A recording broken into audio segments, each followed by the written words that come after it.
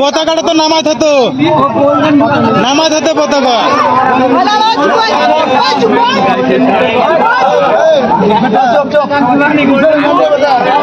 Spain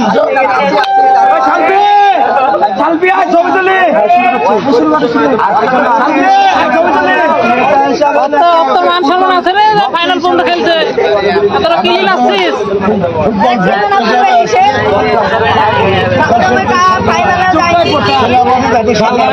আস্তে আস্তে। বিশ্বকাপ দলকে কোন দলকে সমর্থন করছেন?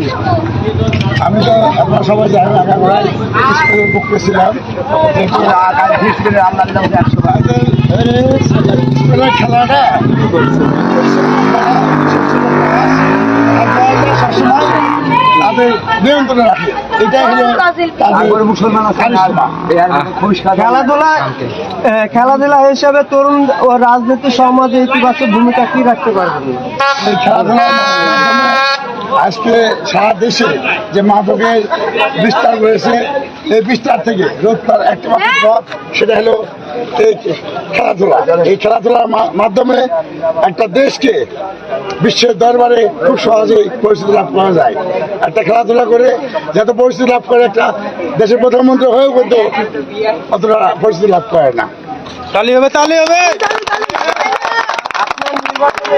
খেলাধুলা উন্নয়নে কি পরিকল্পনা রয়েছে? আমাদের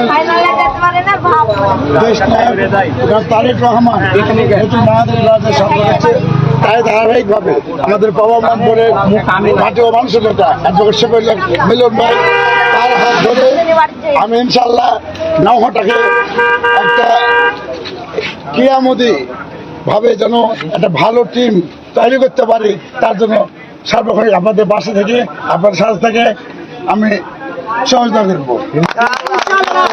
বিশ্বকাপ জিতেছে এই দলে আপনি সবচেয়ে বড় ভূমিকা কি বলে আপনি মনে করছেন? আমি মনে করি এই বিশ্বকাপ খেলার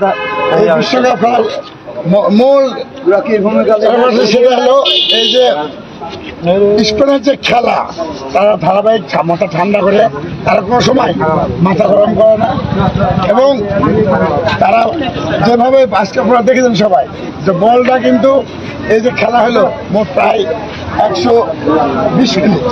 এই 120 মিনিটের মধ্যে যে মাথা তুলো মনে হয় তাদের হাতে বল ছিল 25 মিনিট, আর সর্বোপরি তারা শর্ট